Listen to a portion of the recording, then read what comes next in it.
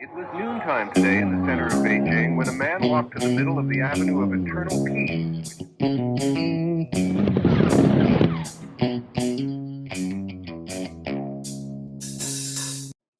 All right, welcome back to the Survival and Basic Badass podcast with today it's Jason and Chuck. I have Jason Ross, who is the creator of the new Homestead movie coming out.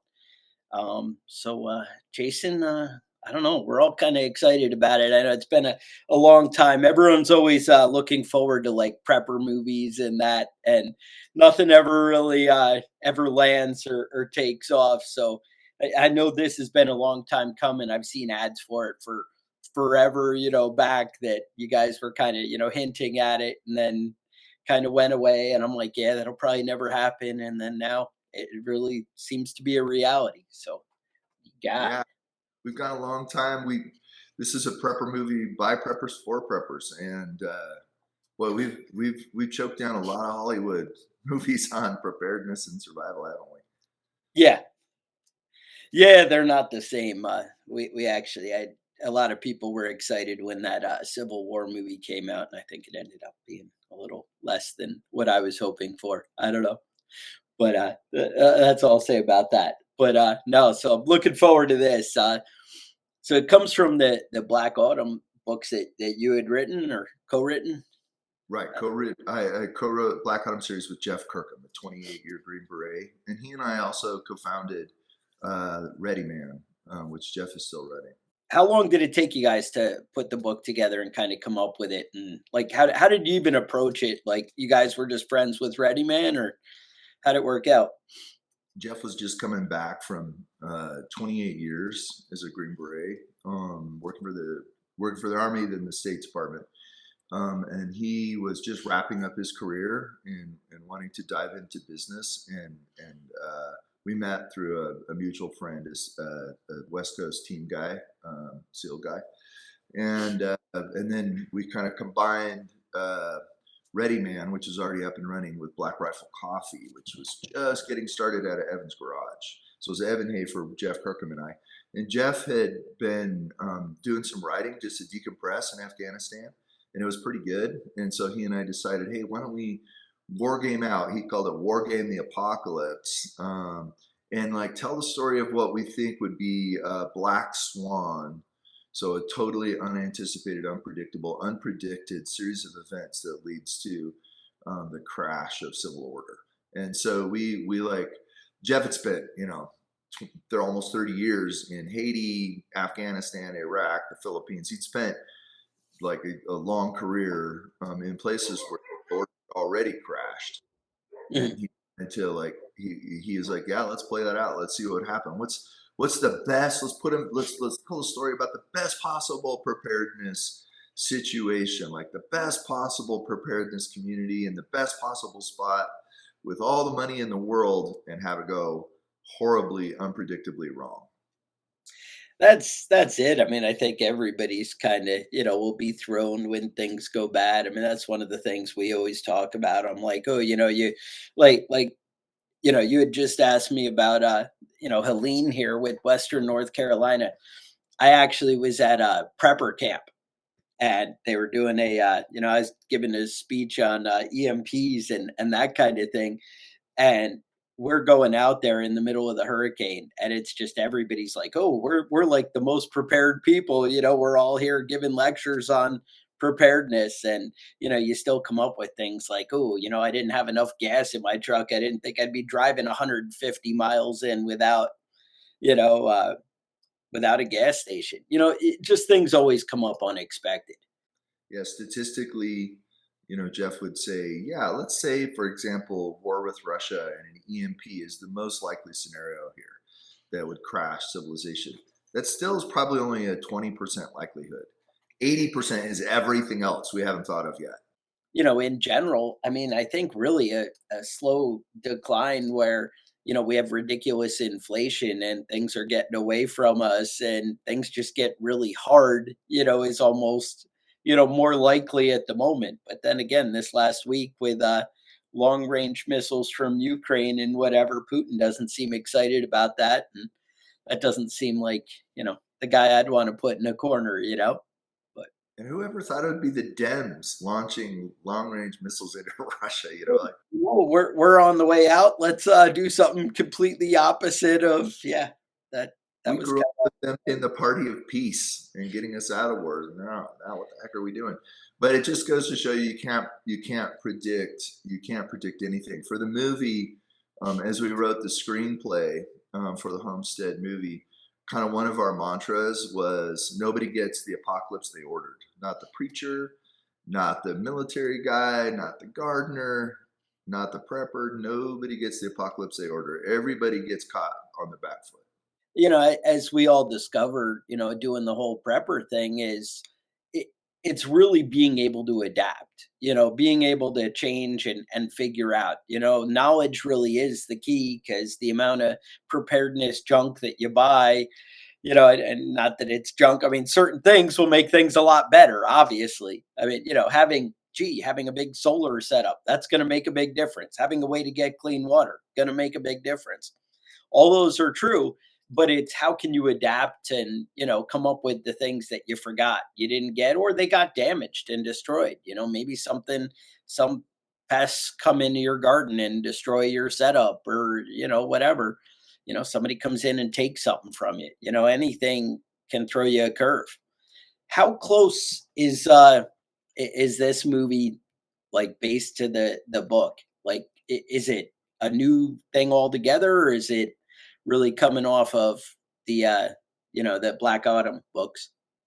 Definitely comes off the first novel, Black Autumn. So, Uh, but the entire first season. So the movie is a kickoff to a television series. So we've filmed both a 2-hour feature film that'll be in theaters this Christmas week. It'll go into theaters this Christmas week, and then we'll continue on the Angel Studios streaming app. right. After, immediately upon watching the film, if you're in the theaters on December 20th, you watch the film when it releases, you can go home and continue watching the television show that picks off right where the movie leaves off. So it's actually a film, a television show, and then a live unscripted show. So because we're all preppers and because we have integrated and we practice everything that you see on the movie and on the TV show, we actually did a show about how did we learn this and how do you do it? Like that would be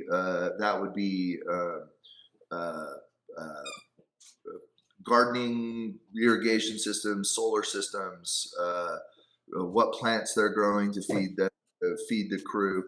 We practiced all of that, and we practiced all of that on the homestead where we're filming. So so there's the feature film that comes out this Christmas week, the 20th of December in theaters. That pours straight over into the television show that you can then go watch, which is the entire Black Autumn story. So there'll be roughly 10 episodes if you call the theatrical 2, so call it 9 episodes. 9 episodes that'll take you from beginning of the Black Autumn story to the end. And we added quite a bit of story to Black Autumn. So it's more than is in the book, but it does track with the novel. Nice. No, the novel's awesome. So, I downloaded it pretty much right when it came out and was just like, oh yeah, this is awesome. And, whatever. And then I had stumbled into one of them. It wasn't obvious to me that it was like the same theme in whatever, originally like conquistadors or something. One of the, there's travelers and conquistadors. That's right. And yeah, one of them, I wasn't even whatever. And I was like, oh, that's the same, and kind of put it together. I don't know, stuff pops up and I'm like, oh yeah, download that. Check out that book. Check out that. Always see what's new and exciting out there. But no, that's awesome that it follows. So pretty much right away though, after the movie, the TV series is going to be right there. We just finished filming 2 episodes. So, and I just saw the rough cut of the first episode last week. So yes, there'll be 2 episodes available December 20th. It'll pour straight over. Awesome. And then we'll finish that season. We'll finish filming that season early next summer. Usually I feel like we're always waiting for things. That's what always kills me with books that, if there's like yours, you get closure at the end of the Black Autumn book.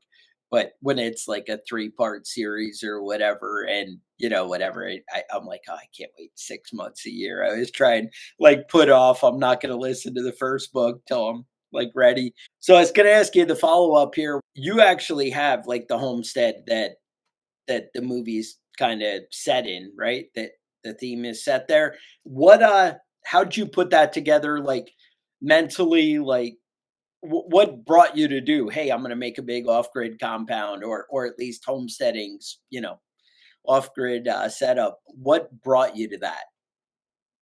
I had always been into preparedness. I think I wrote an article for American Survival Guide. You remember that old magazine? Yeah, I've seen it. Yeah. I think I wrote my first article when I was 17 years old, Wow. um, and wrote a bunch after that. My dad was a prepper in Southern California. And so, preparedness, food storage, gardening, hunting, certainly tactical training has always been, since I was a kid, Boy Scout, something I love to do.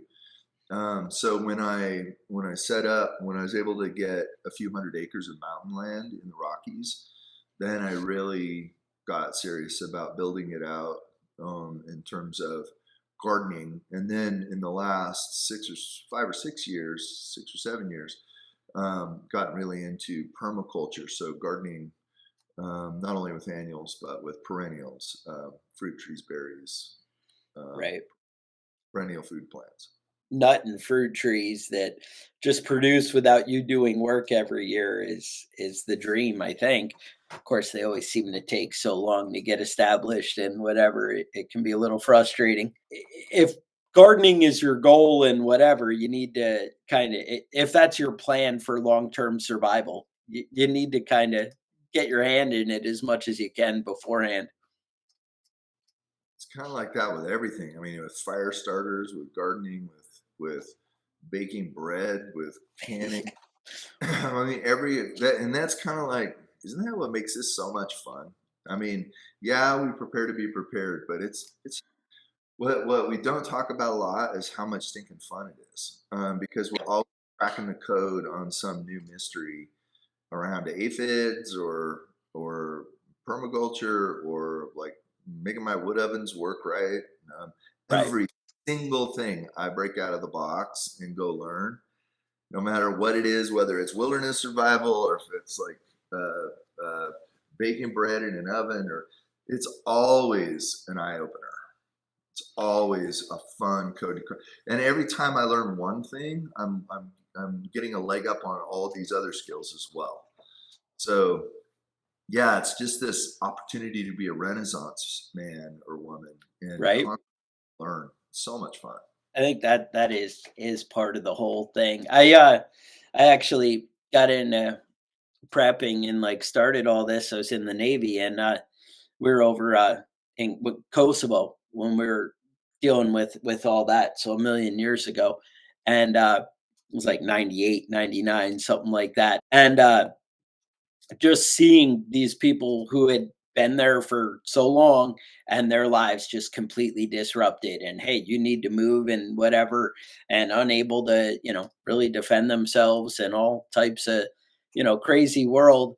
It kind of made me realize how fragile things can really be, and I know they're not, we haven't really seen that in America in quite a while. And that's, one of the things I know in your book, you kind of touch on that in the beginning is, since the Depression, we haven't had these big disruptions. And even that wasn't, the end of the world that some people, see and whatever, but it's happening in other countries and throughout history, that people keep having, their lives disrupted and shaped and, changed. And one, being able to adapt. But my whole thing, the theme has been, I want to have preparedness so I'm not operating out of fear, or desperation. People say, oh, you're prepping, you're a hoarder, you're taking it away from the rest of us. But no, I got mine so that now I don't have to panic and whatever.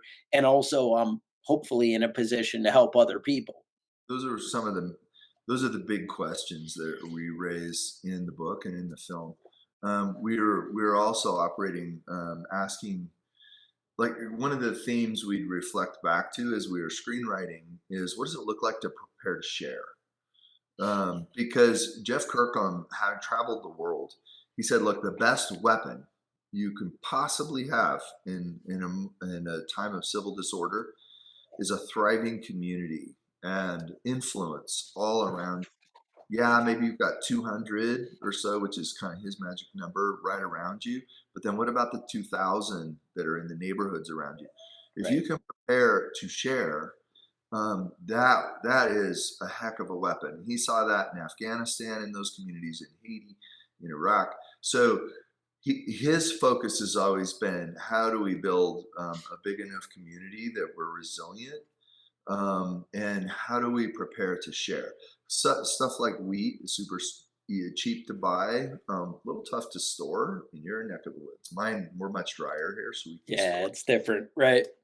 We're because of how dry it is, it's pretty easy to store large amounts of wheat, but also to grow food way beyond what you and your immediate community would require. Have enough water to share, have enough water purification to share. So and we see this play out in the story, where in this ultra prepared homestead, this rich man's homestead. Because in the story, it's like the rich man has built this amazing homestead, and then he's hired special operation forces veterans to come and run it. And the question immediately rises, like, who's in charge? Because the dude's Right. money isn't worth anything anymore. Everybody's got their family there, and who the heck calls the shots? Because the who's signing the paycheck doesn't matter anymore. And so these two guys immediately find themselves in conflict. Plus we don't think about this a lot, but we see this in the Homestead movie. You don't know if it's really down. Like, is society going Yeah. to come ripping back, and then you're going to go to prison for some of the things you decided to do, or Right. you're going to have to deal with, there were 100 people at your gate, and you told them all no, you told them all to pound sand, and then you have to go back into life with those people and do Right. business with people and go to church with those people. How's that going to fly? And but the big question is, throughout the movie, some people believe FEMA is right around the corner, going to come save them all. Some people believe the power's going to come back on, and there's no way to know if that's really the truth. There's no communications, so they can snatch little bits of information or disinformation on shortwave. How the heck do they know if next week? And then the police show up, and the police are like asking for some pretty hairy things. And do you shoot them? You're gonna Right. you're gonna Right. like hot rocks at cops. At what point? This is 2 weeks after the power went out. At what point do you do that? Like, if ever? And at what point? At what level of force are you willing to bring? And then they're running into total problems with hunters who are pointing rifles at perimeter guards because they're hunting and they don't have binos. What the heck do you do? How do you make these decisions in a collapse that's pretty opaque? Which that's kind of what they've seen around the world. That's what Jeff pointed to. You don't know that, hey, power's going to be down for 18 months, or power's going to be down for 18 days, and then we're going to have society back. You don't know any of that. Plan to not know. That would Right. be the best bet. That's one of the big reasons I appreciate all the different, prepper novels and stuff out there, and kind of consider everything, because you see a million different ways it could play out, and a million different things you didn't think to consider. I think that's one of the hardest things, is you have law enforcement that might be like, "Hey, I'm the sheriff and I'm going to come take stuff." And you want to, in a way, help out the community. And then on the flip side, you don't know, where it's the guy just kind of being greedy for his own thing. People are people, that's, people always used to ask me, oh, well, people in the military, they're better or whatever, as far as, and it's no, it's a mix of people, and I feel that way about cops. It's a mix of people. There's great ones, and you just don't know what you're going to get. And the characters ask, "Is this kill or be killed? Is that what's going on here?" And the wife of the kind of rich prepper guy she asks him, and this became kind of like our fundamental question: is this an ark or is this a fortress? And it's a dang good question, especially if you're like a church-going Christian or a believing Christian. What are you called upon to do given your faith? Like just protect your family and that's it? Or is there more? Or, and she's asking a lot of questions about this character, about what's God doing here? Like what's the play Right. as a person of faith? And then you have, the vast majority of the community are not people of faith. They're not people of faith necessarily. They just have spent their lives doing something else. Right. And everybody has a different deal. Like you have they have a big medical group, nurses, doctors, pharmacists, whatever. And all those guys are anti-gun. So here there's these anti-firearm people cohabitating with military and gun people, alongside people who just don't know, who are still counting on the government to come save them. Would be a typical survival community. You will not get a bunch of people who are lockstep that believe it's going to go the same way. No, not at all. And that's one of the things, it's like, oh, well, maybe I have a well and things go and I'm happy to be hey, I can give everybody buckets of water. It's not going to cost me anything. But when you open yourself up as, hey, look, I have all these resources here, I'm established and organized, you're opening, people will be like, gee, if I didn't have to walk a mile to go get a gallon of water, it'd be a lot cooler than, if I just go take over your place. And you don't know, do you turn away people? I mean, honestly, it's one of the things we're seeing play out on the national level with, how many people do we let into the country? Because what can we absorb without destroying what we have to where we have nothing? And I think that's really what happens with your kind of prepper compound is how many people can we take in and help or give out things without having, catastrophic consequences, I guess, where all of a sudden we basically have nothing. One of the big things I've seen in other novels is that kind of deal with it earlier on, where the guy had been in the community for a long time, but working with the community, talking to the local sheriff or whatever, getting to know people. Maybe it's, the town supervisor or whatever, but kind of having a plan early on, talking with the fire department. Do you guys have stuff for your generators and things? Would we be able to, the more you communicate and set things up on the bigger scale, because people are so worried about prepping for themselves that you do end up where you can just kind of be overrun and somebody come take it all away from you. But if you can create an environment where everybody's a little bit more prepared and less desperate, you're definitely putting yourself in a better situation. Yeah, since we wrote Black Autumn, we published in 2018. The neighborhood, we've done a lot to support the neighborhood around the actual homestead, these 500 homes, to prepare. So we have maybe double as much food storage in the basements of our neighbors as we have Nice. here. But that took a lot of work. That was a lot of coordinating with local churches, because we'd go and say, hey, we can buy an entire semi-load of wheat, or we can buy half a semi-load of beans, depending on what's available in the harvest season, what's like en lot, because we're here in an agricultural band. We picked up beans, sugar, certainly wheat, and then bucketed it as a neighborhood. And to your point, we've actually coordinated with churches. Now, when it comes to like the local city, in the movie, right away you've got some bureaucrat like coming in and probing to find out, because he's looking at it. His family's hungry, and he's looking at his position as a bureaucrat in the county as a way to feed his family. And so he's showing up and saying, hey, you're running water, and these aren't your watering days. And hey, I'm noticing you don't have permits for this gathering. hey, I'm noticing you're not paying taxes. And then the question is, why would I pay taxes? There are no services. You Right. see, nobody's answering the phone. Um, and then it starts getting hairier and hairier because that guy, can he put together a SWAT team? Yep. You know, so the questions like that are being raised. And at what point do you can say no, but then at what point are you going to be forced to back that up?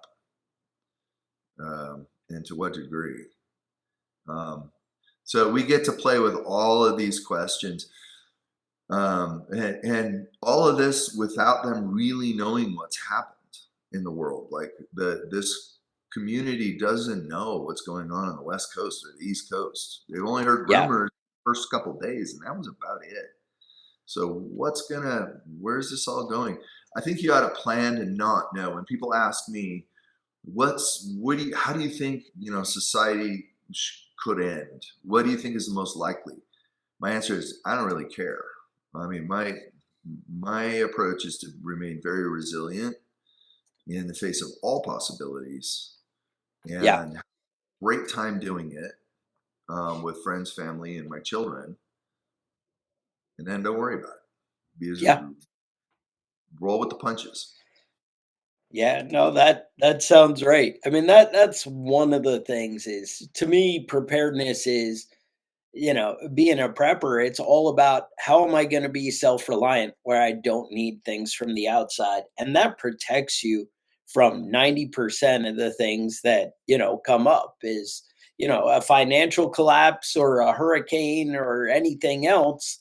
If I produce and can sustain everything locally and don't need outside stuff to keep going on, that really is preparedness. I mean, that's the only thing you can do, in most ways. Now, does that involve security? Does that involve, all these other things? It's like, yeah, I have the awesome garden and water and well and everything, but somebody can just come take it away from me. That matters, and that's, you address that early on, bringing in a soldier, the hired guns right away.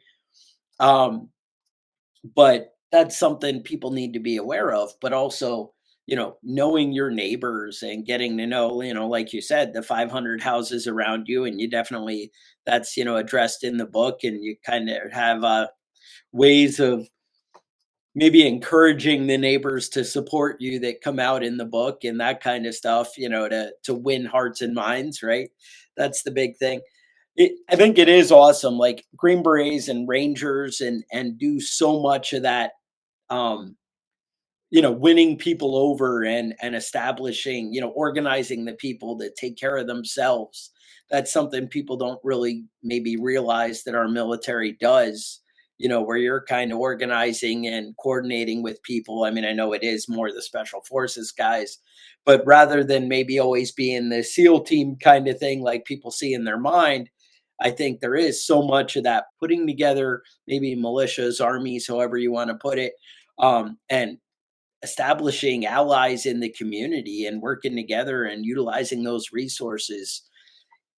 I think it matters, and understanding that and being able to apply that kind of to your prepper situation is awesome. That's such a big part that people don't, think of, outside. Even if you have like a mutual assistance group, which is basically what your compound, is the homestead, but just the same, also organizing and working with the community around and having a plan for that seems like a really great option and asset that you could add to your prepping. Yeah, we think of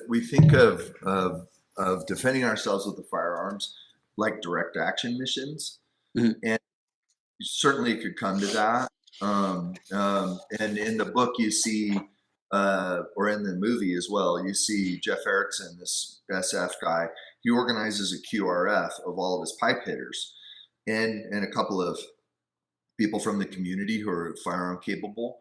But then everybody else and the neighborhood, they're the perimeter, and Mhm. they do 20 times more work than a QRF. And then the quick reaction force, or in his case, he has like 4 quick reaction forces. they're just there to respond to an incursion or something that might go hot or that's already gone hot. And so we think about like a direct action role for firearms, like actually engaging as. And another thing Jeff taught me, which is the math is really crappy on self-defense with firearms. In other words, you need a lot of people because, like, I've got a mutual assistance group of 10 people. You're like, when are you going to sleep? Yeah. You've got a 360-degree threat radius, and maybe if you're up against a mountain, you have less than that. Maybe. How many guys does it take to actually keep an eyeball on that? And then when do they sleep? When do they eat? And then you start running the math. You're like, oh, it takes a lot of people to do that. And in the military, they won't let them sit. They won't let a guy. How long would they allow, say, for you in Yugoslavia, to be on a guard post at any one time? What is it? 90 minutes? Yeah, no, when you're out being alert, right? It's short because you can't keep that kind of attention that really matters. That you can stand at a quarter deck or something on a ship for 4 hours because you're standing there and prepared. But when you're a watch, that's a different game altogether. That math is like, oh, you have 6 couples that are all like, good luck with that. You need dozens and dozens of people on perimeter rotating to have any modicum of safety. And then feeding and supporting them, at the same time. Obviously food supplies don't go on forever. And like you said, you can do pretty great with your wheat. I'll give you that. But the rest of us, that can be tough to store stuff long term. And, I guess there is Mylar bags and things can be prepared, but it's tough to have a long sustainable food supply. So you come down to like a church, a neighborhood, a large mutual assistance group, but really the neighborhood's the most sustainable. And unfortunately, as like capable people, we don't always tend to be the most get along people. Again, you see this big time in the movie because you've got the soft guys who are really great at getting along with each other. Uh-huh. They're terrible with everybody else. They're always going after other dudes' wives, and they're a mess. And some of them are just straight up aggressive, and they just want to get their gun on, And then you have Jeff Erickson, who's like just barely out of combat, and he's barely getting along. I mean, he can barely get along with his wife and kids. He's dealing with stuff. So it's complicated. We've come to find out as we've messed around in this that the psychological issues are crippling in a survival group situation and have to be dealt with. They have to be, can't be swept under the rug. We jump forward in the television show to we're probably in the 3rd week since the power went out, and a therapist shows up. And she's just sort of a +1 to an engineer guy that they had invited, that made it in from Texas to the Rocky Mountains. And but she's the one who goes to work. Like they put her to work because they got 1/3 of their perimeter sentries, 1/3 of their people in bed, so mega depressed. They're off their meds for one thing because there's no more meds, and for another, they're facing the complete loss of everything they ever had. Like the whole station is gone, and they're trying to figure out who they are in this new world. They're cripplingly depressed or bipolar or schizophrenic. Right. Now they not only are they having a hard time getting people to just sit on perimeter duty, they're having a rough time keeping people from offing themselves. And she's like underwater, this therapist, and she's being forced to ask and answer all sorts of questions she never did before. So like who's gonna like be good with that? The statistics on psychotropic or mind altering drugs that we use in America, antidepressants, the statistics are harrowing. It's like you know it or not, probably a quarter to a third at least of your mutual assistance It's group is going to crazy. be on meds that are going to Yeah, go. that's crazy. Right. That go away. And, to your point earlier, when you bring military people, they have, I would say, because I mean, I see it where I work and whatever. I work for an engine manufacturing place, but so it's guys and a lot are from the military that I deal with, but it's a different mindset of, things matter when you do them, and accountability and urgency and stuff like that. You have that mindset of, everything matters, whereas a lot of, people coming from other traditional jobs, whatever, they, oh, if I show up 10 minutes late, it doesn't matter, it's not a big deal. And you have that clash of minds. I mean, I even see it. I'm from New York, and I'm in North Carolina, and just the change of culture, of mindset and pace and handling things is very different. And you bring those worlds together, a different people.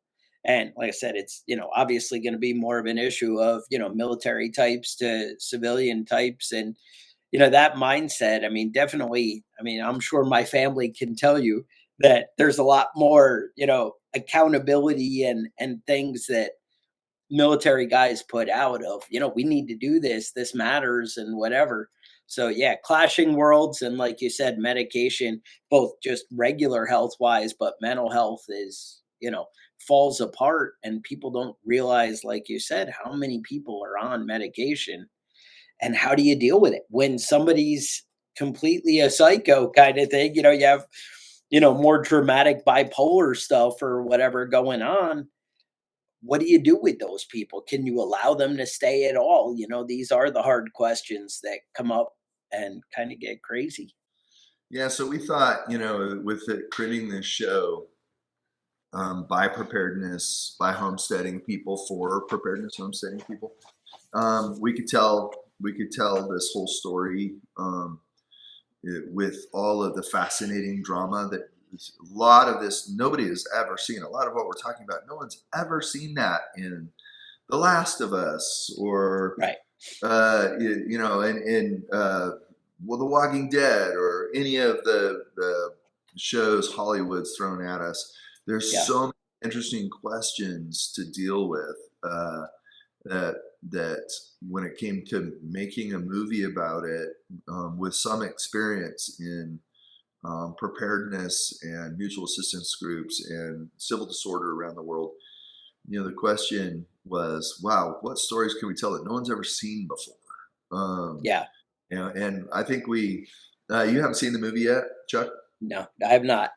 Okay, I'll be really. You know what's lousy though? I'm part of that the Angel the stuff there. I like sponsored some other movies in the past and done stuff. So they sent me a thing and they were like, "Oh, you can check it out." And then the link didn't work, and I was like, "Oh." And they All were right. like, "Oh, it's good for 24 hours or something," and then it didn't work out. I'm You like, were "Oh, looking at the rough cut of the movie. We is have a that TV yeah, shows now up on Angel, because their okay." guild watches early cuts. Like, we probably put Right. up 6 or 7 different cuts of the movie, and then got and found out what people wanted more of. What Right. they, for example, we showed the movie and people came back and said, we'd like to see more of what happens in the world. Like 6 new scenes Oh in wow. the collapsing world, and added them to the movie. So yeah, that's Angel. They're really really good at, reaching out to their audience and asking them what they would like. Um, Yeah, no, it's an exciting thing. I mean, I gotta say that, having a studio that's putting out things that are more in line with what people want, especially as or people like me want. How about that? Especially when the rest of the world is like going another way, and it feels like Hollywood is kind of dictating what, people want, whether, and we kind of go along because we're not making movies, and it's been like impossible for people to kind of crack into it. And it is pretty impressive how far they've gotten. Red State elects a president, so we're more than Yeah. half. And to tell the stories, that are faith adjacent, that are, Yeah. capable, competent people about capable, competent people, to tell those sorts of stories that Hollywood has sort of looked away from. We've seen Yes. Taylor Sheridan kind of glance off that with like Yeah. Yellowstone, 1883, 1923. We've seen that there is this, that I say we, red state folks, Mhm. audience, and we're an enormous audience, and Mhm. we're an audience that can elect a president, put it that way. And then it's like, what are we done yet? Like getting shoved down our throats, like the Civil War movie they used, I saw, which is like some, Yeah. leftist fever dream. Yeah. It was a disaster. Yeah. We won't get into that, but we watched that and we said we had already filmed and we were in the middle of edit for Homestead when we watched that. We were like, Yeah. thought was, we're so glad to be able to provide, Right. and we're telling a story about burning down the left. That's not, we're Right. telling a story about good people doing their best and in tremendous conflict with one another in tremendously difficult circumstances. We don't need to, like, assassinate a leftist president like they did in Civil War. Yeah. So, but we tell us Angel Studios supports, and I think we'll see a lot more shows and movies coming from this production team that did Homestead, and certainly more seasons of Homestead, as well as other stories that are stories that we'd love our families to see that isn't leftist agenda.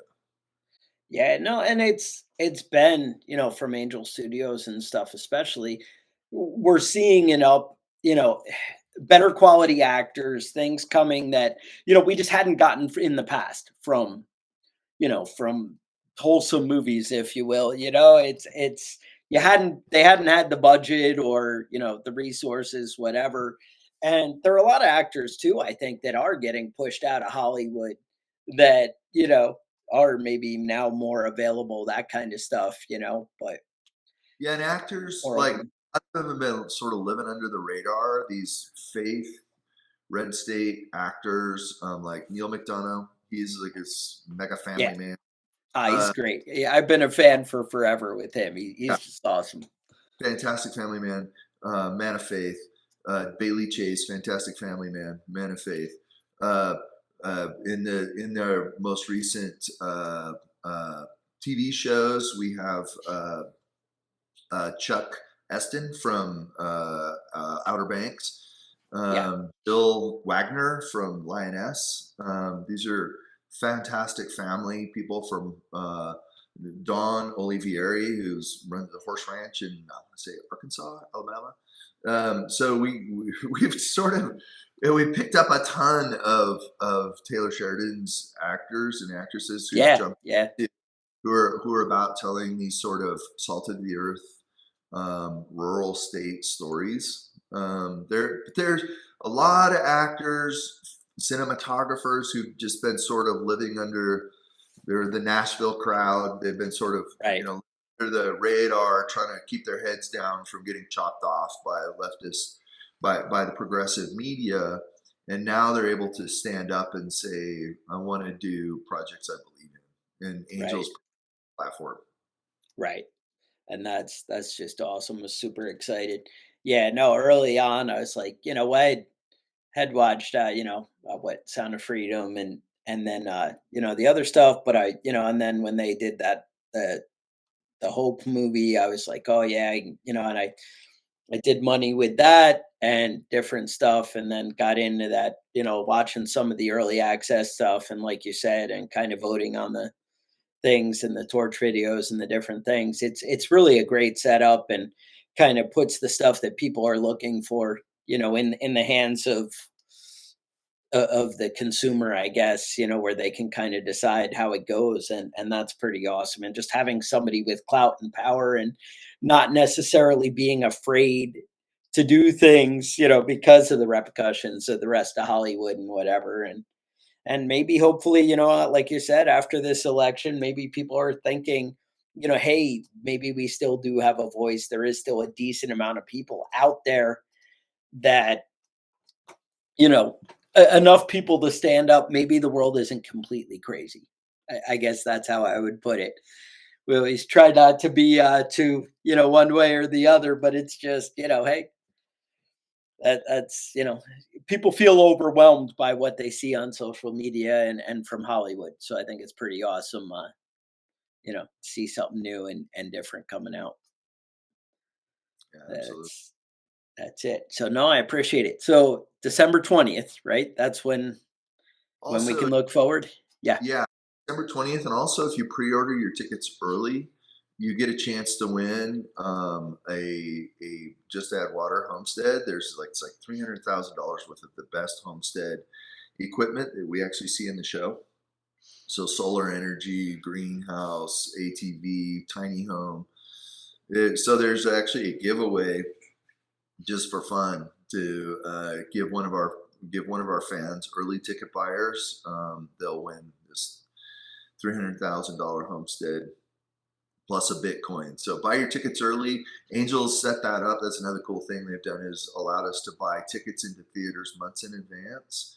So Mhm. that the way by buying tickets months in advance, that's the way for Angel to force screens. So they show up and they say, "Hey, we've already sold, 1,500 seats or 15,000 seats in your area. You need to provide the screens for those." So when we buy tickets in advance and then redeem them, we push screens away from the kind of Hollywood and into this sort of more kind of rural, salt of the earth type television shows. Yeah, no, that's it. I mean, just getting it out there is so awesome. Like I said, wholesome values and whatever, and even better that it's prepping. I always go with that. Obviously I have, my survival podcast here, but it's you know the more people that are prepared, the better it is going to be for all of us. And it doesn't matter what life throws at us. It doesn't have to be EMPs and civil war, just inflation, anything. Just the more prepared people are, the better life's going to be for you. Is really what it comes down to. And like you said, there's a lot of benefits to prepping, just of peace of mind and cool problem solving and projects that and I like to shoot guns. So I mean, whatever you got to do, there are benefits, right? um but that's it now. So I'll try and get a link and put it in the podcast and on YouTube there of for your giveaway. I'll see if I can sort that out and get it in there.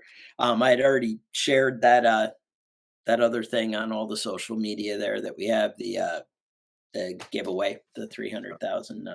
So the post from that. So hopefully people find it. But definitely, no, I'm super excited about the movie and looking forward to it. Like I said, I love the books. They're great. So now keep doing what you're doing. Right All on. right. Thank Subscribe, anywhere you want to send people for anything. They need to go buy Black Rifle coffee. That's the answer. Life will Absolutely. be better. Hey, I'm a subscriber. I've been drinking it for a long time, so you're good. You got one fan.